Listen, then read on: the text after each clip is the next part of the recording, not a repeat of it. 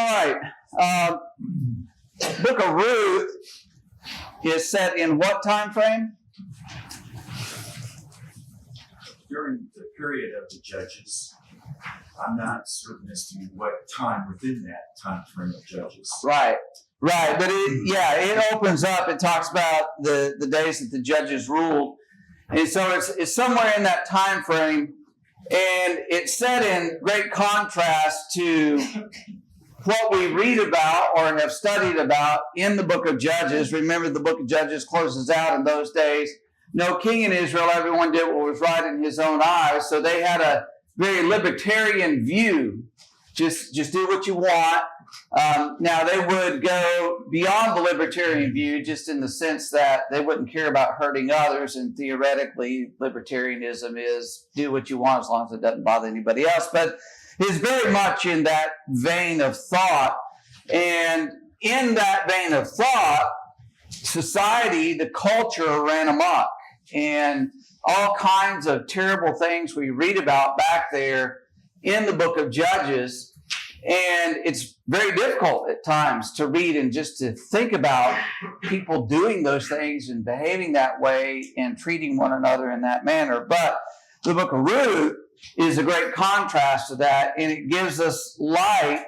It shows us light in a time of darkness and helps us to see that even in a culture where it's so thoroughly corrupt in general, there are people who love the Lord, who are trying to do what's right, and they can do what is right. And so when we think about our culture, terribly corrupt, horrible things that people do, the way that they behave, but there are people striving to do right. And we can do right. We can live righteously and stand apart from that culture. So let's jump back into Ruth chapter 1.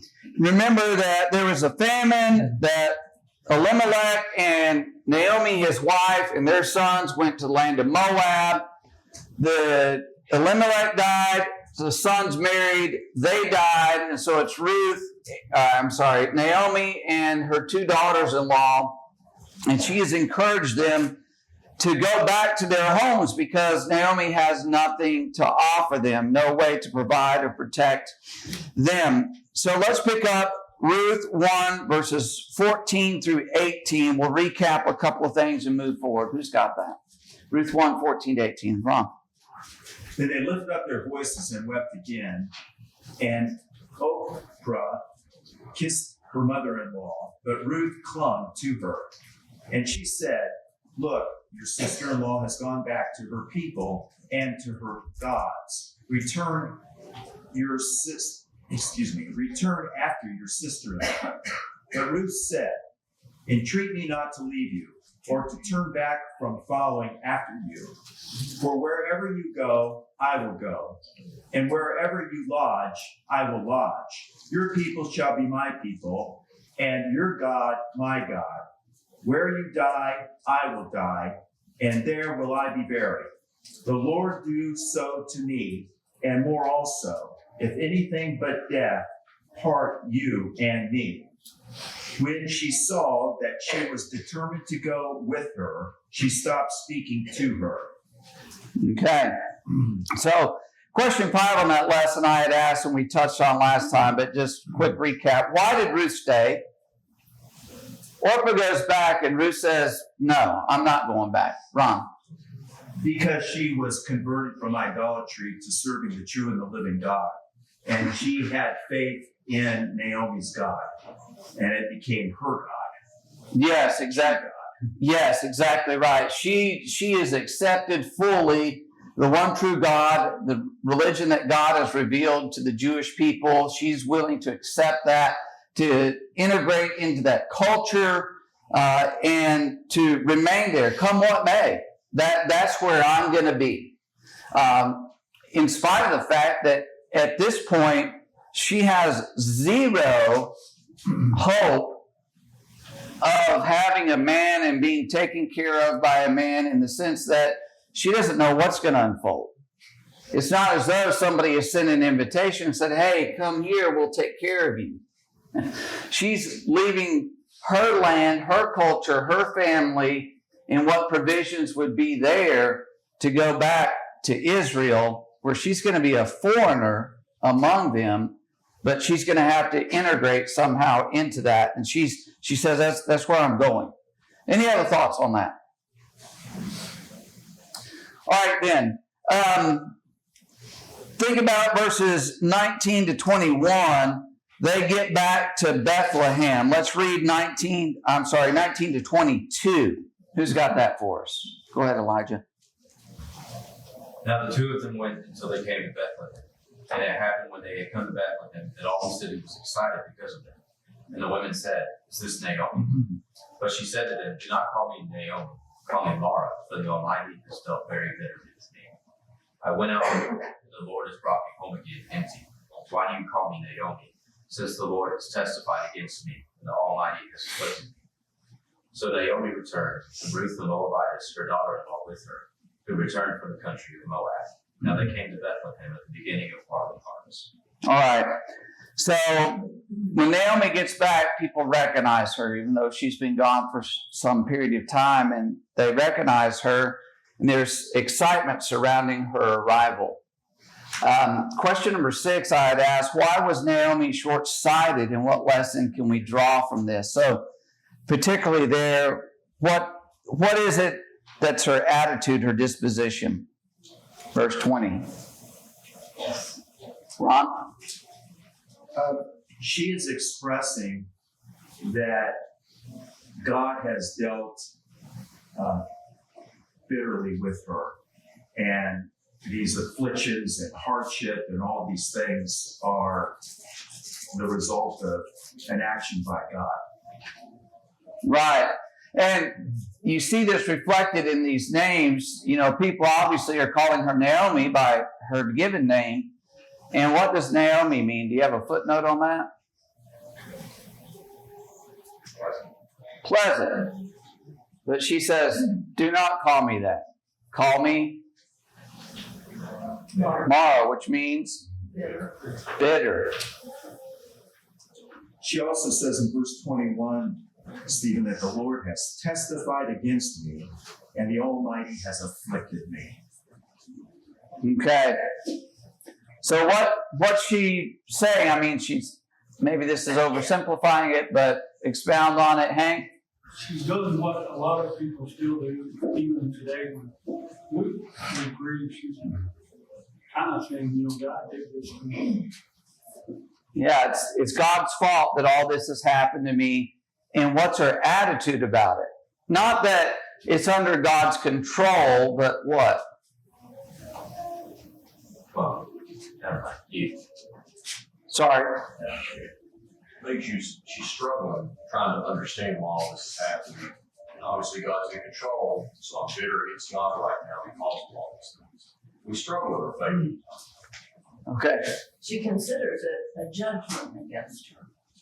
That God has looked at her and judged her and has unworthy of all his blessings. So it's very personalized to her. Yes.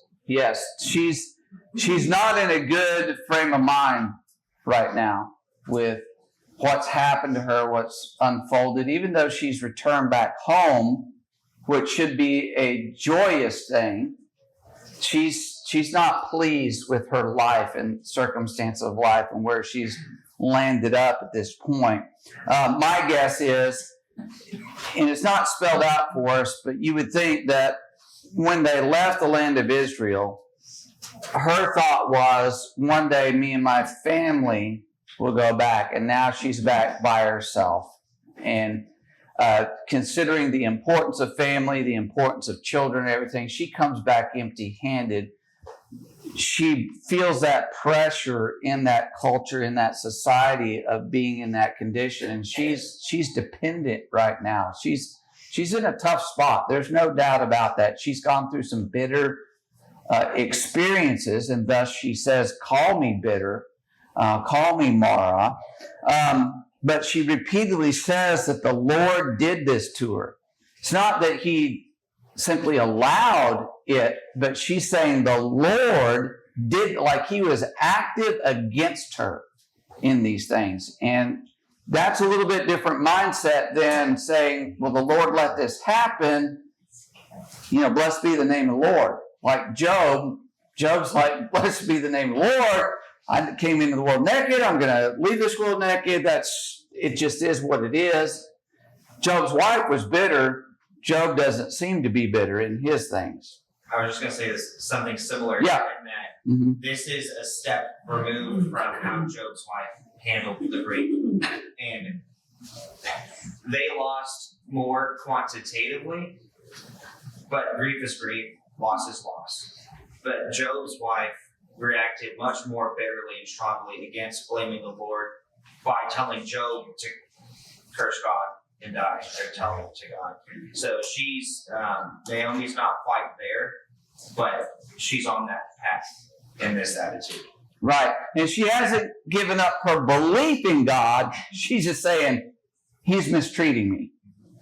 Well, in the case of Job, we're told that God permitted it. In this case, we are not told anything about that. And time and chance happen to all of us in this world. We make choices. We go, decide to move to a certain area, and things may change drastically. I mean, I know of a case where a Christian couple moved to an area, and there his wife died. And he said later, we should have never moved there. What is that same concept? It's time and chance.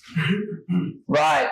And that's the thing that, you think we discussed before, the famine that originally drove them out of Israel into Moab, that was a consequence of the sin going on in Israel. Very often God brought famines, or he brought locusts, or he brought drought, or whatever, to humble the people. And it happens to the righteous as well as the unrighteous. And in our culture, the things that happen here because of the decay of our culture and the negative consequences of that, we're not immune to that. There are times when we feel it very strongly. So we're not immune to it. But yes, to Nancy's point, in Job, we're given a behind-the-scenes look as to what's going on and how that God allowed it. But who was doing the attacking in Job? Satan. Satan's doing that attacking against Job. And it could be that's the case here, that God has allowed this because of what's going to unfold. Now, Naomi's short-sighted. Why is she short-sighted here? I think, first of all, she's in grief. It's very hard for her to get around her head around it. We are the exact same way when we're in that position. It's very easy for us to kind of stand on the outside of the story or someone else's situation and kind of come up with, they should have done this, they should be thinking this way. But when you're actually in that grief and how it affects you, obviously, the Bible is true to its character in showing this is how people of God reacted whenever bad things happen to them. And I think it's a beautiful story that, kind of shows ourselves in this as well. We need to kind of take note of this. Yeah. Any other thoughts to add to that? Stephen, as you're mentioning, bad things happen to good people. Naomi was a good person. And she had integrity. She had influence upon her sisters-in-law, her daughters-in-law, rather. Right. And as we see, she continued to be a righteous person. And these things, her short-sightedness was, all she could see was the things that were immediately about her. And those were the things that were, as she's describing here, comprising all of her thoughts. Right. And we have the advantage of seeing everything that unfolds. She could not see that at the time, being wrapped up in it. Anita and then Mike? Well, it's just like any kind of the circumstances of our lives, we can look at this too and just look at, she was older, right? But yet the younger was what was encouraging her. It was, we need to be our eyes open. Sometimes we may be older in the faith, but it's a lot of times some of the younger ones that really encourage you. Yes, Mike and Cruz. Even though she makes this statement of call me Mara, there's never any indication that anyone, even the writer of Ruth, calls her Mara. I think they understand that, she's just in a bad place right now.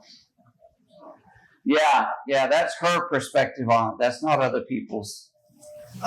Yeah, she's definitely feeling a lot of pain, and just reading it, you made a good point. She still is in submission to God. It's not like she said, "Oh, this bad stuff is happening. Let me draw away from God." On the opposite, she physically draws closer to God by submitting to Him verbally, but also moving back home, right, to the promised land.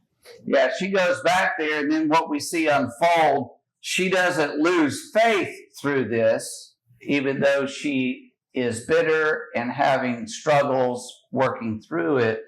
There was something what was I thinking? Oh, you and I, and this has been mentioned, but I want to make a specific point on it. There are times when we're going through a hard time in life. Extremely bitter, extremely difficult. And we get wrapped up in that, and we all do it. We get wrapped up in that, and we're not thinking about the Lord and His working something that's good. Now, working something that's good is ultimately may mean we're being chastened by the Lord to purify us, to get us to be more dependent upon Him. And that could be part of what's unfolding here with Naomi. Depend more on God, not on your husband, not on your sons. Trust in Him. He's going to work it out. That could be a part of what's happening here. And we need to trust in God and realize there's a future. All things being equal, we don't know what the ultimate outcome is going to be. We don't. Let me ask you something. With Naomi, with Ruth, Naomi's husband could not be replaced. Yes, in theory, she could have remarried, but he could not be replaced. Her sons could not be replaced. But you fast forward, and knowing what the eventual outcome is, what's her position? What's her thoughts? What comes about of all of this? Who ends up coming out of that Ruth Boaz line? Obed is born, and Naomi takes on the grandmother. Hey, Obed, King David. Jesse, David, and the Christ.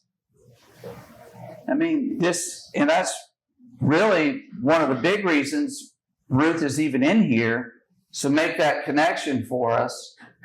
And think about Naomi having a part in that. How beautiful that is. But right now, the end of chapter 1, she can't see that. And she has no idea.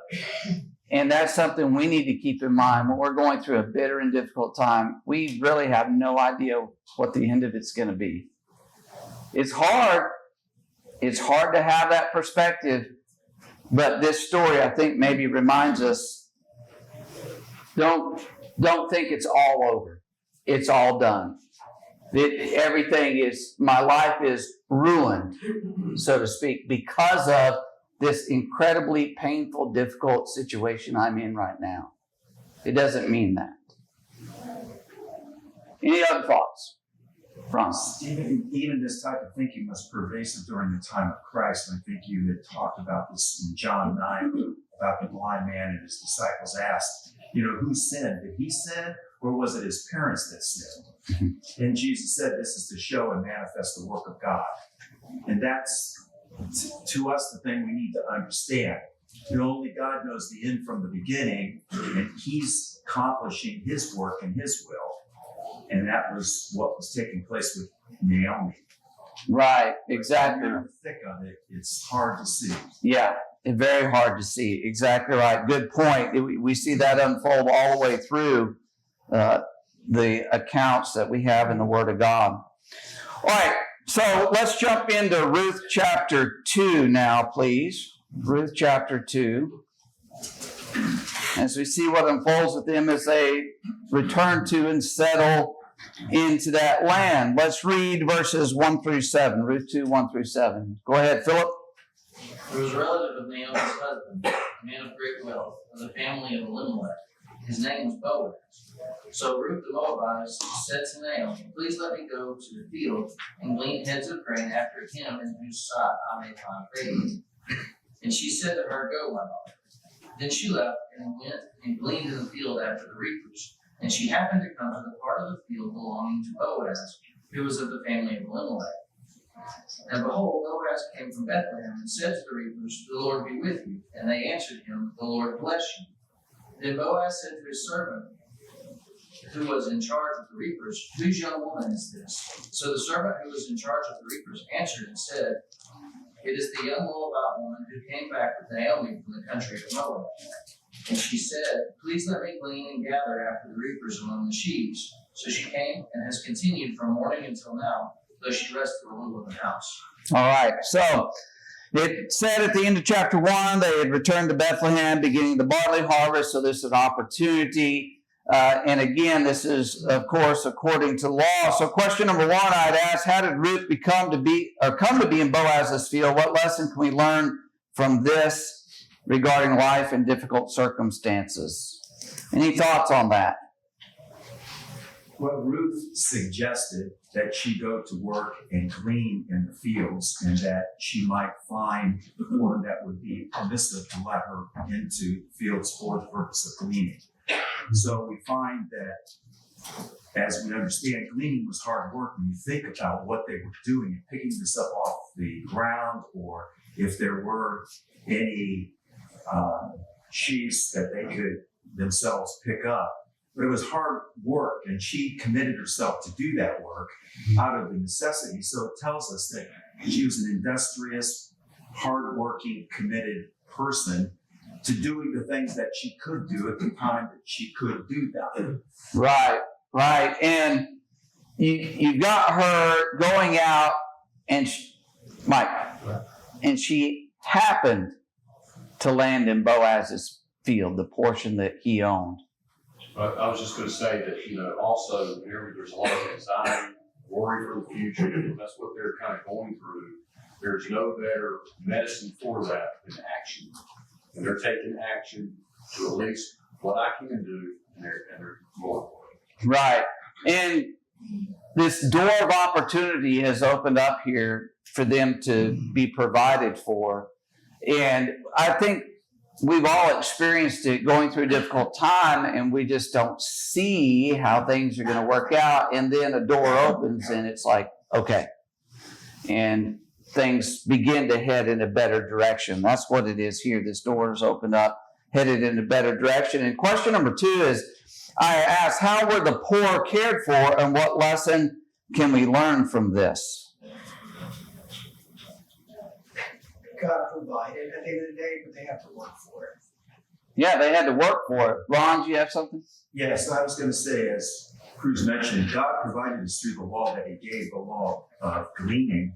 And so those that were poor, orphans, widows, or strangers, of which Naomi was 3 of those 4, the law provided for those individuals that they could go and they can glean. And from this, we understand that, God He had a law that worked. And if I can refer to something you mentioned on Wednesday night, we have now a law that is enabling people not to work. Mm-hmm. And as we just mentioned, Mike did, how important that is. And it was even earlier recognized in our country with some of the work programs that were created, not just to accomplish work itself, but what it does for people in society. God knew that. God created us. And He provided this law that they could have meaning to their life, even through those that prosper. Right, exactly. Cruz and Mike? So also just reading the text, I think it's encouraging to see what Ruth and Naomi did. I mean, going back, they could have chose to not submit to God's law and, played the harlot or stole to meet, and it's me. A lot of folks, when stuff starts going bad, they cut corners, right? And they find the easy way out. They didn't, right? They went out there and worked for the food, right? So I thought that was encouraging just to read that. Right. They hold their moral compass and do the right thing in what is permitted and allowed. Mike and then Hank. I think, we also have to be careful because when we're on the other side, where we are in society, it's very easy for us to become bitter and say, well, I'm not going to help anyone because the government gives me this, that, and the other. God's law is still there, not for the benefit of just the poor, but for the rich also to learn what it meant to give to others. And so we need to learn that lesson as well. That, there was a law that I still have an obligation to help people, but according to God's law. And so we need to not get so bitter that we don't help others. I would say something. Okay. All right. Yeah. The law of Moses, remember, was a combined religious and civil law. This has an emphasis on the civil side of things. How does a society properly function and look after its members who are in desperate circumstances? And this is all on the individual level. This is Ruth going out to the field to work, doing what she can. And then it's Boaz, who owned the field, who ultimately is saying, yes, let this happen. And then, of course, we're going to talk more about his behavior and attitude all through this. But it's individuals where this is taken care of. This is not a state function. This is an individual thing that's happening here, and we see that it worked, and it worked well. Ron? What this is not is a redistribution of wealth. No, not at all. Not, hey, whoever's the powerful warlord in the area, or even the judge collects everybody's stuff and says, everybody gets a loaf of bread a day or whatever it would be. Yeah, exactly right. So to y'all's point, to Mike's point, we're still to love our neighbors and to look after them. And we need to take that into account. And this principle follows through into the New Testament, especially 1 Timothy 5, which we're not going to go and read right now, but where it points out that if anyone has widows, then their family needs to take care of them, and let not the church be charged. The church is at the very end of the list of who's to take care of even Christian women who have lost their husband and are in desperate circumstances. The church is the last resort, not the first. And so we need to be mindful of that as families, as individuals, to look out for those who are in need. Now, question 3 I said, note the greeting between Boaz and his men in 2 verse 4, and be ready to discuss the blessing of being in a community of faith. So what about that greeting in verse 4? What do they say? Oh, I love it. I love it. I like the fact that he says, may the Lord be with you, and they reply almost in unison, and may the Lord bless you. Right. And what do you have for the Lord there? Will you get up and just go check? Thank you. It's a fellow who didn't look so savory. Walking by, looking in. As long as we're good. Okay, we're good. Just apologies on the disruption.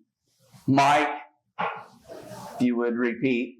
I was going to say, I love this greeting, because it's almost like they say in unison, and may the Lord bless you, because if he's blessed, that means they are blessed as well. And so, it's, the Lord is with all of them. They're all blessed, even though he may have more, money-wise and things like that, but he provides a service to them as well because he's blessed. Yes, and notice that the Lord there is small caps, which means they're referring to Jehovah or Yahweh.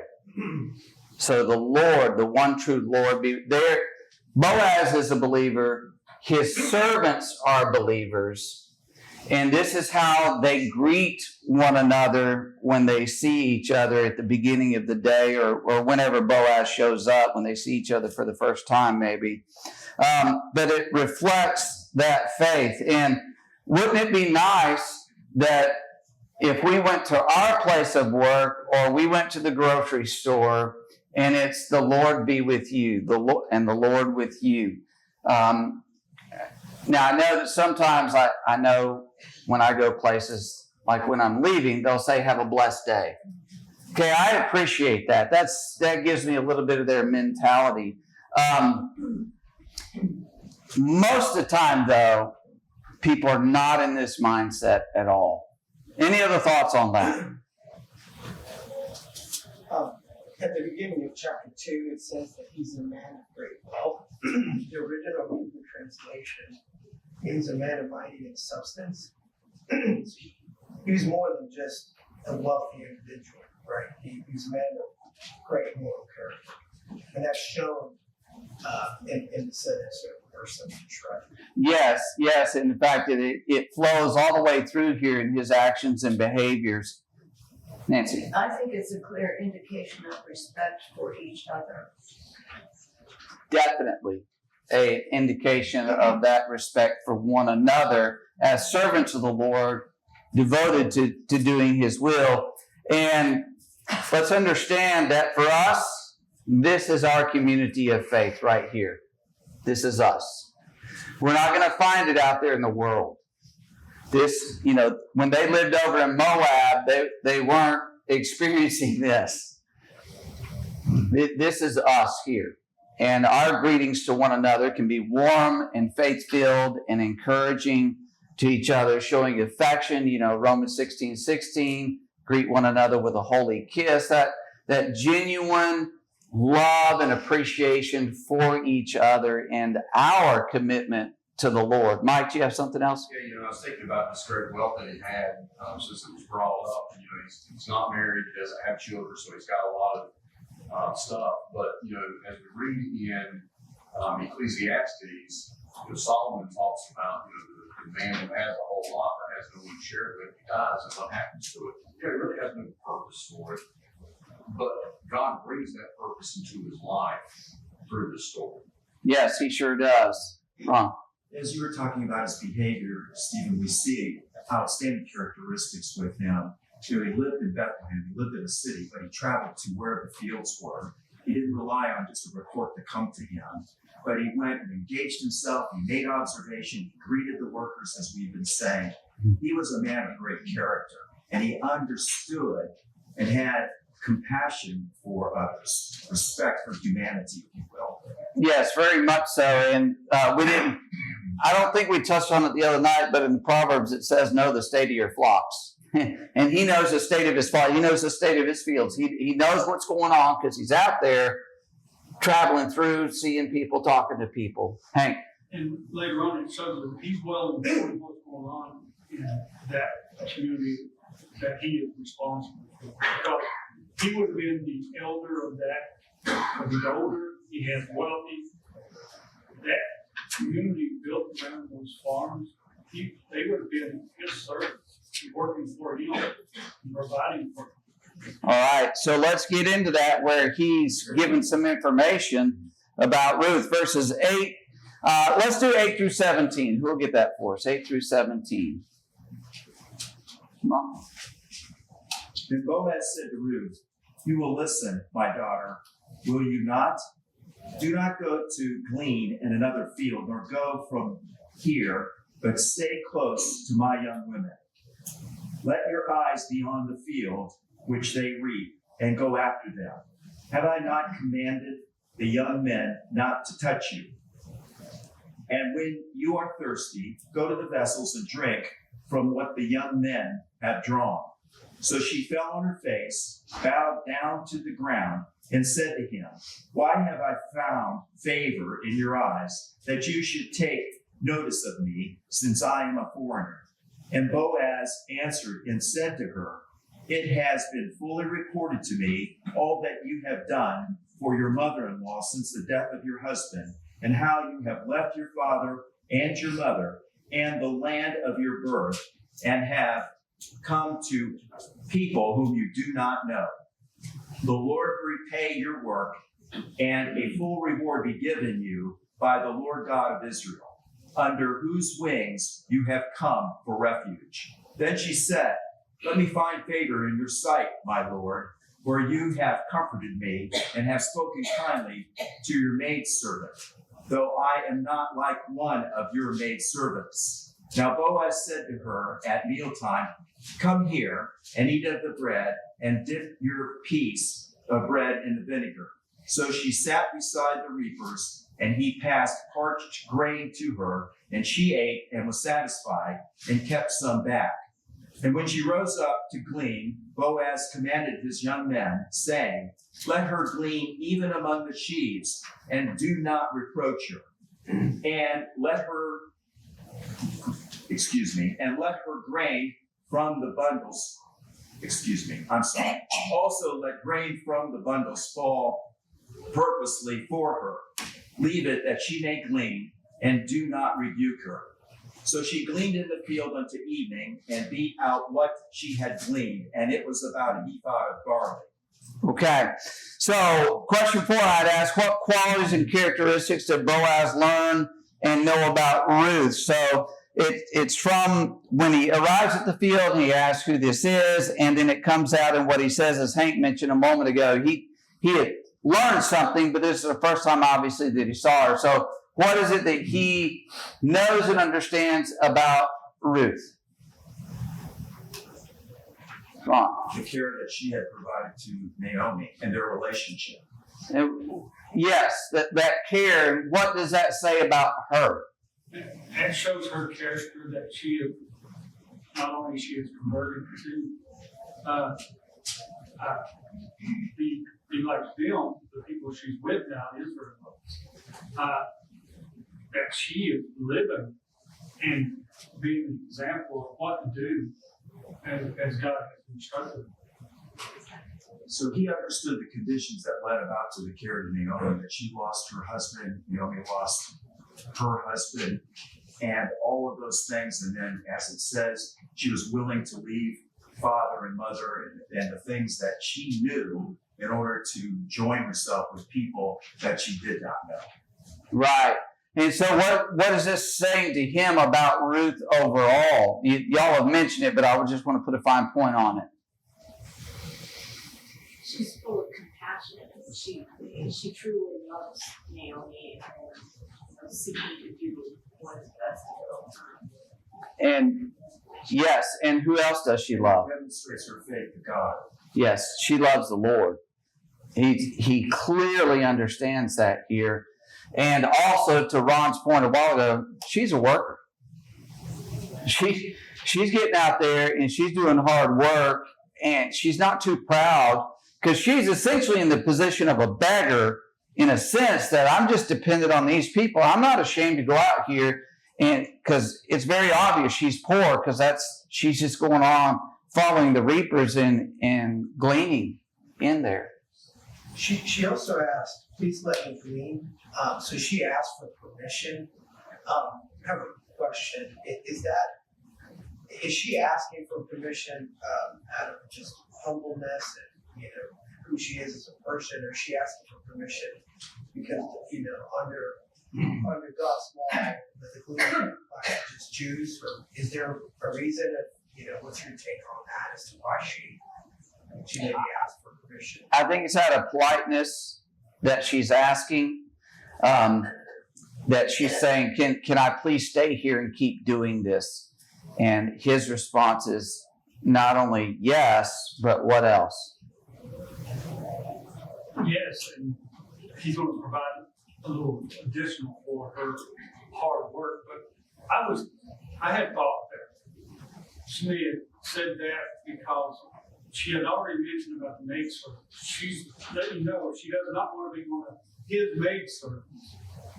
And what that entails and everything. So that's what I was wrong from it. Yeah, I think it's a humble attitude, definitely. I just was wondering because I guess she wasn't born a Jew. We're talking about a law that was given to the Jews, was she asking for permission in that aspect, or was she asking for permission out of just humbleness and just purity? Not that it made a difference in the overall story. Yeah, I would put on the side of humbleness. Philip, you have something? The whole, from where we go from chapter 1 and what the head of the Reaper says here, the whole community knows who she is. So I think it was just more out of politeness than anything, because they understand why she's out there, that she's trying to provide for Naomi, because the head of the Reaper says as much. Mm-hmm. Yeah.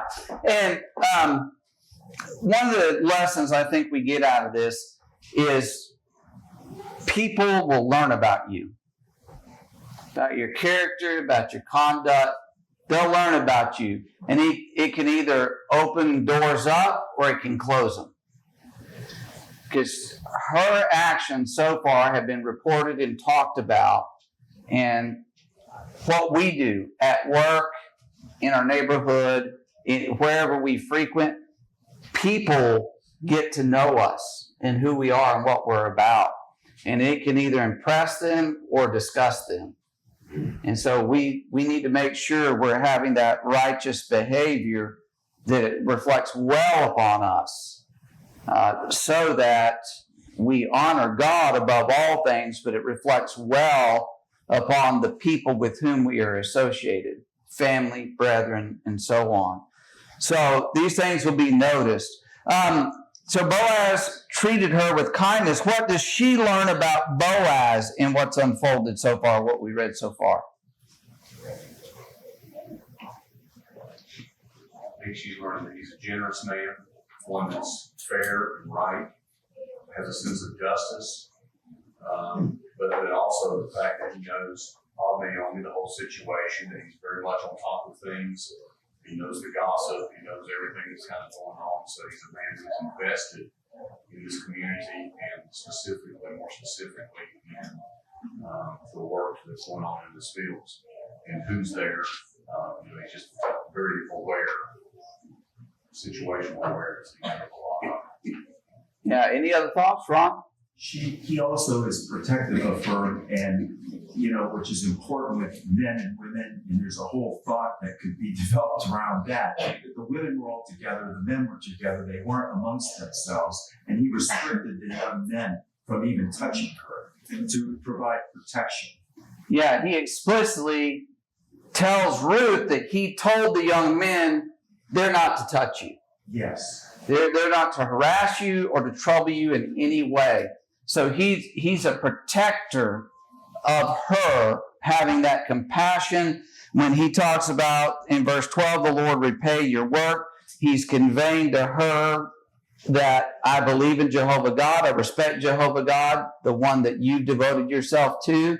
And so she's learning about his character in here too. Cruz. Was it 1 Timothy 5 that you said that, family activity is the first group of people that has to take on the responsibility of taking care of a widow or someone in need? He's a close relative and he's embracing that, right? He's aware of who Naomi is and the role that he has to embrace, and he's doing that, right? He's seeking it, he's taking care of her. Right. And later when that unfolds, that will be very explicit in his understanding of this process and what's going on there. Mike? I think what we're starting to see out of the story is that both of them have very similar personalities in the fact that they want to protect their families, they want to do what they can to provide for families, for their family, and also a love for the Lord, a love, again, for justice. And I think that we're starting to see both of them are very much in line with that. Yeah. And in this exchange, he conveys his respect for Ruth, telling her, I know what you've done here, and I appreciate that. And so all of that is going together. And then in this meeting, there's a lot packed in there. And of course, it's summarized for us. But you see that they learn about each other, each other's character, dispositions. They have this interaction. Ruth expresses appreciation a little bit later there. And he invited her to eat with him and his servants. So this is an honor that he's showing to her. You come and eat with me. and I'll take care of you. You take of my provisions here that would not have been a normal thing for someone coming in and just gleaning in the field. And he told his servants, let her have free reign. You don't restrict her in any way. Hank. I think sometimes when we read it like, well, this is like a one-time meeting that they meet, everything goes in motion. This is happening over time. This is not, she went there today, night, she's eating dinner with him, and she's got her own style of everything. She has been doing this now.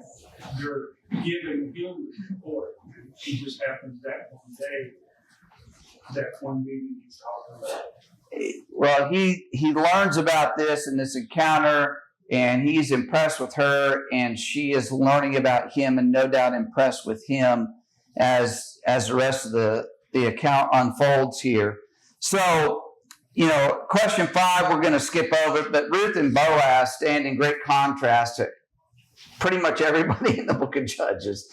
It's, they're just good people. Right? They're the kind of people you want to know, you want to be close to, have friendship with, or in your family. Where did Ruth turn for help? Verse 12. It's question 6. Where did she turn for help?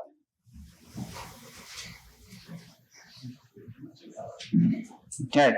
Boaz is one who states it, but Ron?